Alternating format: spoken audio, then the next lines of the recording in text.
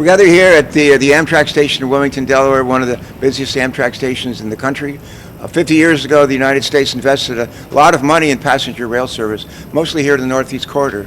We've not invested a whole lot since that time. This infrastructure legislation provides the greatest investments in passenger rail service since the early 1970s. We do so for a variety of reasons. The greatest source of carbon dioxide emissions is from our cars, our trucks, and our vans. We want to make sure that people have options other than just riding on our highways, but also a chance to get where they would need to go by taking the rail. Not just here in the Northeast Corridor, but throughout the country. We have a lot of places where trains make sense, and we're going to be investing in those as we go forward. A question of whether or not it's possible to do good and do well at the same time. We're experiencing about 100-degree weather here in Delaware today. This is the hottest summer, I believe, on record. Last summer was the hottest summer on record. In Delaware, the highest point of land is a bridge. We're the lowest lying state in America, and our state is sinking. We have not only challenges with sea level rise, a lot of other places around the country do as well. In Louisiana, they lose a piece of land to the sea about the size of a football field every 100 minutes. Every 100 minutes. In Iowa last summer, they experienced hurricane-force winds. In Iowa, they destroyed about half of their crops. Last year, the Arctic Circle, 100 degrees. We've not seen anything like this ever. And something's happening here, and just what it is, I think, getting pretty clear. We are putting way too much carbon in the air. The greatest source of carbon emissions, greenhouse gas emissions, are cars, trucks, and vans. Our infrastructure legislation focuses on not only improving our roads, highways, and bridges in a huge way across the country. How do you pay for all this? The General Accountability Office, GAO, tells us that for every dollar, we have a ton of folks, mostly wealthy people, and companies that are making a lot of money that don't pay their fair share. And we've been hearing from commissioners of the IRS and from the Comptroller General Accountability Office for years. If we will invest a dollar to do a better job of providing training for the folks at the IRS, technology for the folks at the IRS, if we'll invest in those things, for every dollar we invest, we return to the Treasury $7 or $8. And we're going to make investments in our people. And we expect to reap a very substantial return, and an increase in revenues will help pay for the investments. These investments are going to be made. We've been hearing from GAO, General Accountability Office, which is the watchdog of the federal government.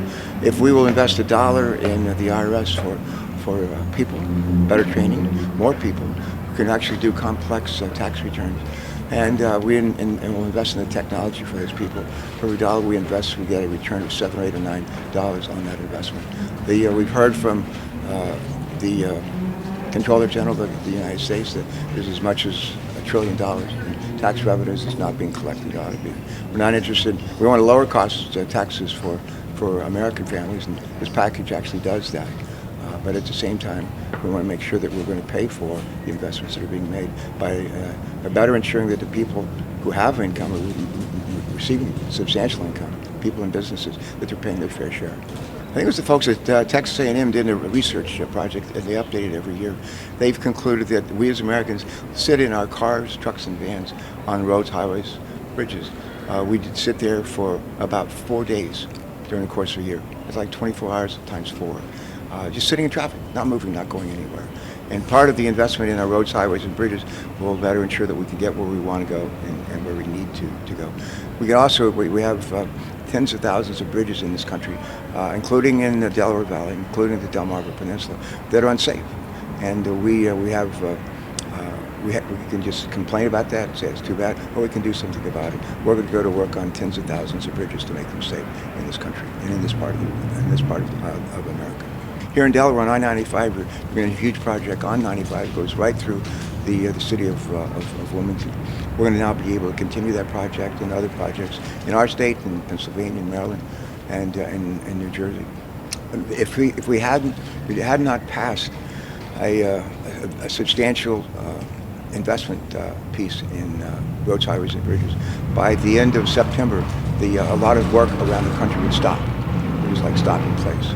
We needed to say, we're not going to stop. We're going to keep going. In fact, we're going to put the pedal to the metal. So that's, people are going to see for a while, they're going to see a lot of road work that's being done. But and a lot of it will be on bridges. That's a good thing. That's a good thing. We need to make those investments, and we have to be smart about how to work through those investments. Now, there's the state legislature, the governor have a very aggressive appetite for updating our roads and highways and bridges and so forth. The federal government pays about 80% of that. And we want to make sure that the federal government, when the state says we want to build a project, whether it's Kent, Sussex, Newcastle County, and they have the state money, we want to make sure that the federal government will be there with our share too. I think when you have a problem, the problem on this planet is too much carbon dioxide in the air. And a lot of that's coming from our cars, trucks, and vans.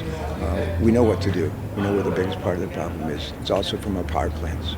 We need to do something about that. And the president has called for building 500,000 charging stations and fueling stations across the country. And the legislation that we've passed, the bipartisan legislation we'll pass, will get us on that road to 500,000 charging stations. This is not the last piece. There's going to be another piece that follows this very shortly. That will continue that work. The other thing I would say, as governor, we focus hugely on creating jobs. I didn't create jobs as governor, but we created a nurturing environment for job creation. And it's one of the things we do here with this legislation, create a nurturing environment for job creation. And the next piece of legislation that we passed, sort of a companion to this one, we're going to be focused on emissions from power plants. The greatest source of greenhouse gas emissions is our cars, trucks, and vans. Number 2 is our power plants. Number 3 is industrial operations, and we need to focus on all 3 of those. Well, we come back in September to focus on that. The money, a lot of the money that we'll be investing in the so-called reconciliation package will be focused on climate change and global warming, and to be a complement to what we put in the infrastructure bill. I'm a big believer that bipartisan solutions are lasting solutions. One of the things I really like about the transportation infrastructure bill we put together is it's bipartisan, it's going to last. We have people who serve, Democrats and Republicans who serve in the Congress. They represent states where they mine a lot of coal.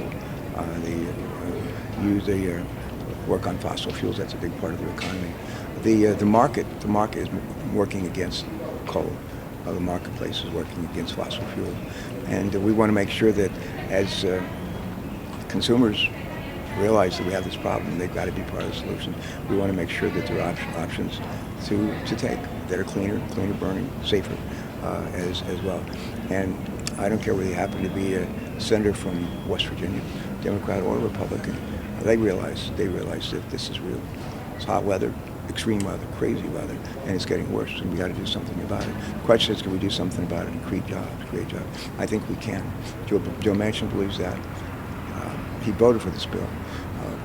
Shelley Capito, who's a Republican senator who helped me write this bill, believes that. And at the same time, as people in West Virginia and other places where they mine coal and they have oil and gas operations, we want to make sure as those jobs over time are diminished, that there are new opportunities for those people who are displaced to have jobs and be gainfully employed. The nature of the legislation I just passed did not focus on what we call pay for, how to pay for things. And the administration is basically suggests let's take the advice of GAO, General Accountability Office, and better ensure that businesses and people, particularly people with great means, are paying their fair share. That cannot all be done in this legislation. And there's also tax provisions that will pick up in the so-called reconciliation process, where we provided significant tax incentives to create clean hydrogen so we can fuel big trucks and so forth cleanly, not have to worry about the pollution. So that piece still remains to be done. There's a lot of tax provisions that will come up in a month from now that I worked on in the Finance Committee that will help provide the next step.